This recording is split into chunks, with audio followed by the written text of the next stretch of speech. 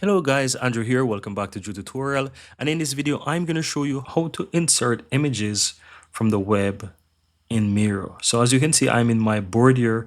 And if I want to insert any image, let's say city, let's say that's what I'm going to type here. And I want to insert an image about the city.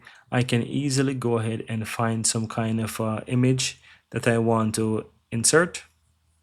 And to do that, just go ahead and click the plus on the lower left. It's for tools, media, and integration. I click on that, and you want to look for images and icons. So once you click on that, you will see that you can insert images. So you can search for whatever it is that you want. So as I said, the city, I'm going to type in city and just go ahead and hit enter. And as you can see, there's a bunch of city there. I can insert, for example, this one or this one, whatever it is that I want to insert.